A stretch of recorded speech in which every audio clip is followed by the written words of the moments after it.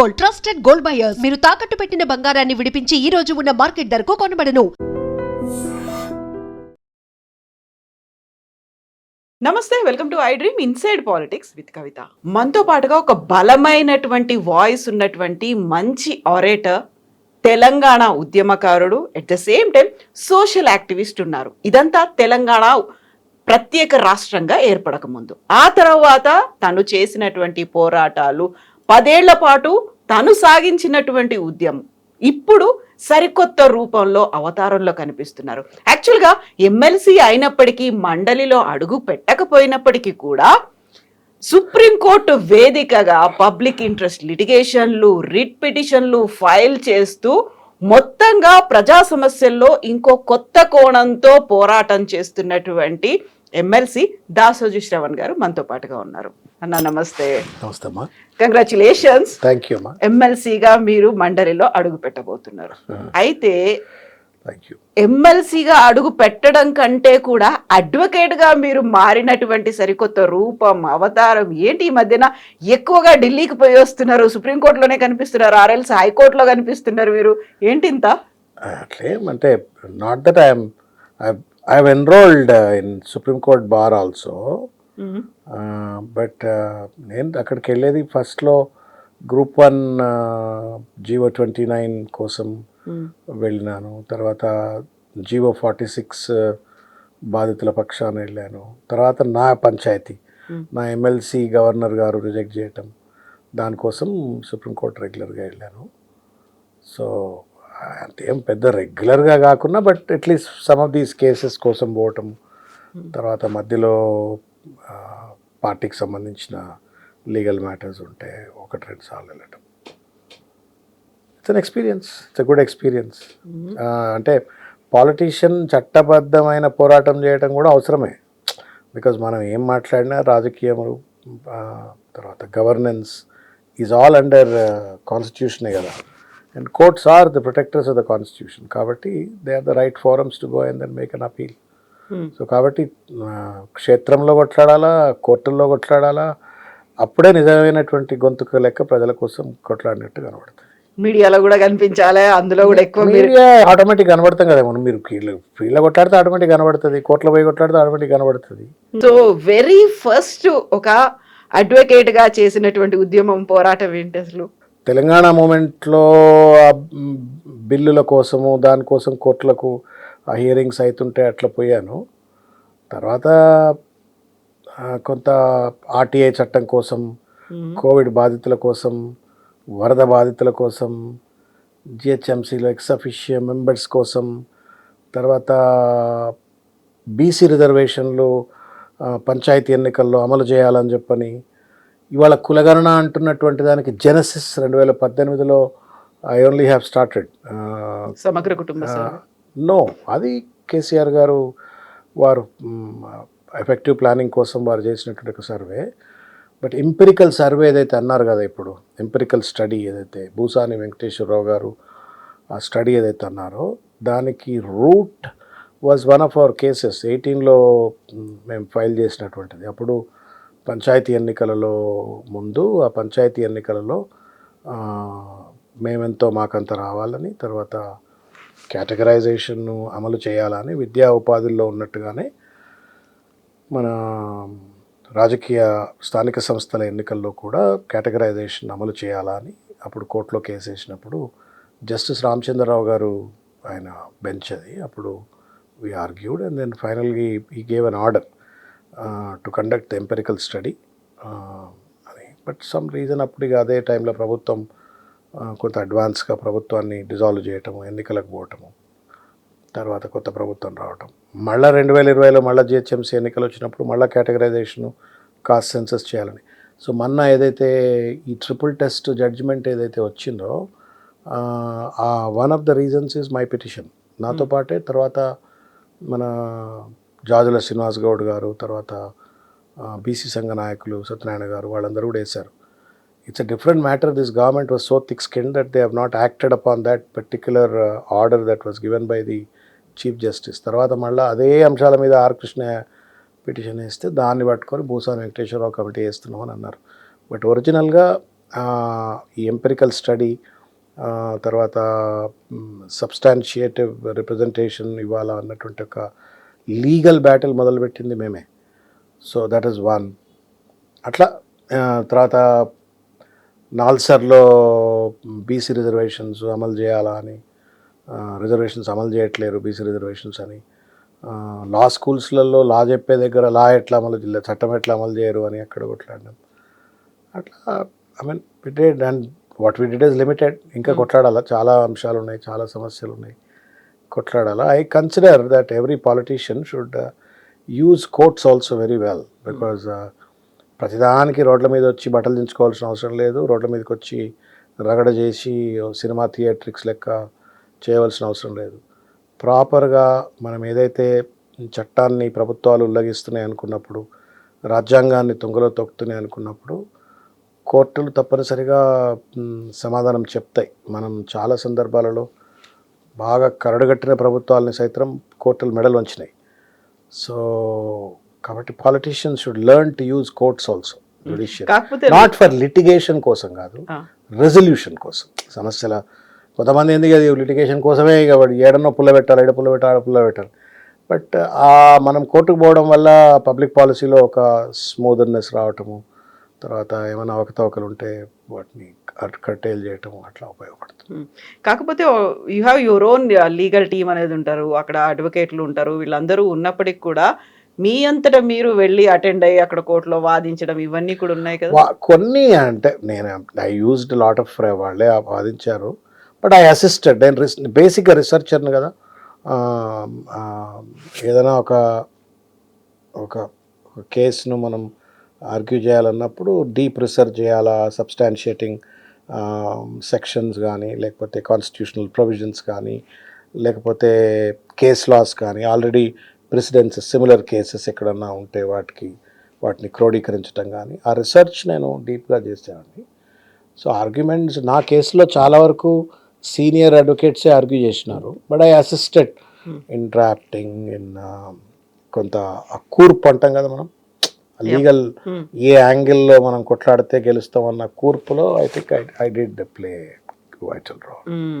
So ఇన్ని కేసులు లేకుంటే ఇన్ని సమస్యలు, మీరు కోర్టులో పోరాటాలు ఇవన్నీ ఒకే ఎత్తు, పర్టికులర్గా మీకోసం మీరు పోరాటం చేసుకోవడం, దానికోసం కూడా మీరు కోర్టులకు వెళ్ళడం అనేది అది ఒక దురదృష్టకరమైనటువంటి సంఘటన అమ్మా. అంటే ఒకటి, రెండోది నా కోసం నేను కొట్లాడుకున్నా అని నేనేం అనుకోవట్లేను.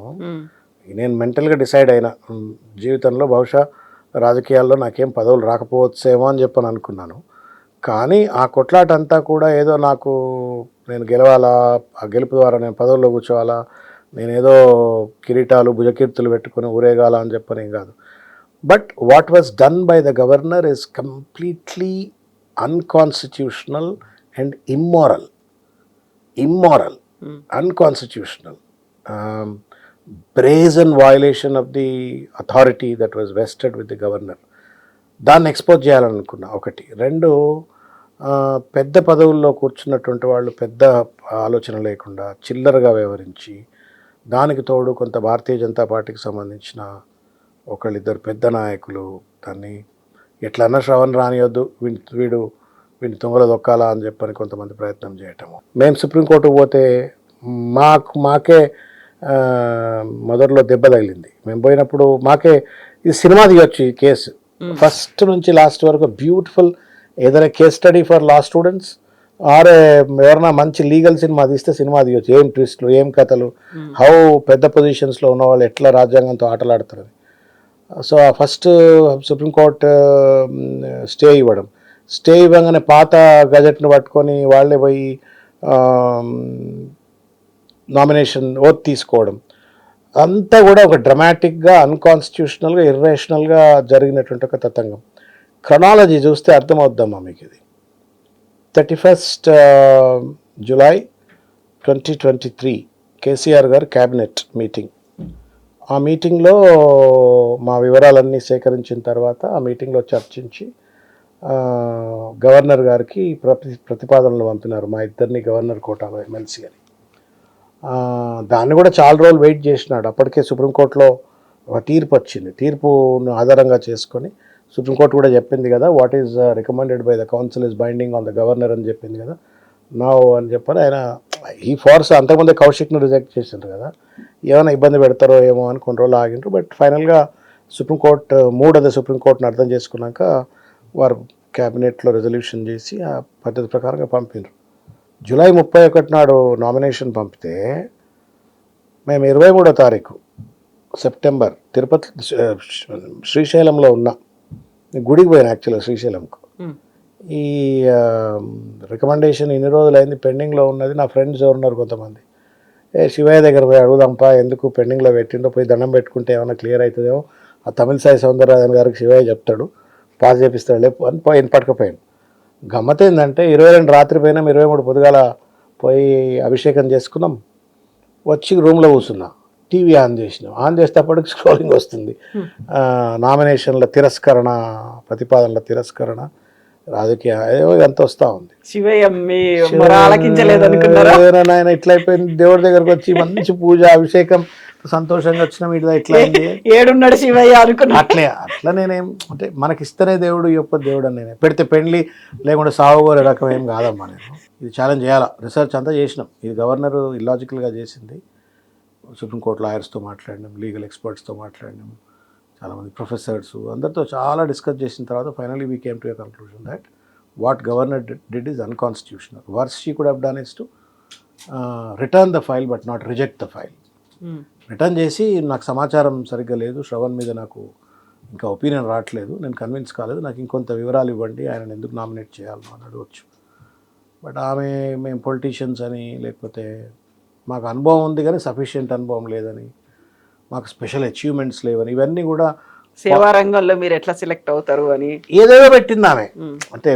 అంటే ఆ లెటర్ చదివితే చాలా బాధ కూడా అవుతుంది. అరే ఏంది ఇది అమ్మ, ఈ డబుల్ పోస్ట్ గ్రాడ్యుయేట్ చదువుకొని పిహెచ్డి చేసి యూనివర్సిటీలో ఒక ప్రెస్టీజియస్ అకాడమిక్ ఇన్స్టిట్యూషన్స్లో అసిస్టెంట్ ప్రొఫెసర్గా, అసోసియేట్ ప్రొఫెసర్గా పనిచేసి, కార్పొరేట్ సెక్టర్లో ట్రైనర్గా ఉండి, సినిమాలు తీసి, సోషల్ వర్క్ చేసి, తెలంగాణ ఉద్యమంలో పనిచేసి, అయినా ఎలిజిబిలిటీ లేదు, పాలిటీషియన్ అంటుంటివి. మరి పక్కనేమో ఇంకో పొలిటీషియన్, ఆయన పార్టీ ప్రెసిడెంట్, ఆయననేమో మీరు ఒప్పుకుంటారు.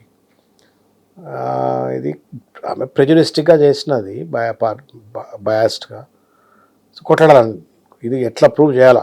Lot of people said no don't do this, don't go to the court, you will be seen as a laughing stock, వద్దు వదిలిపెట్టండి అంటే, nothing doing, will fight, will have to fight. Because if we don't fight, మనం ప్రజల హక్కుల కోసం కొట్లాడేటోళ్ళం.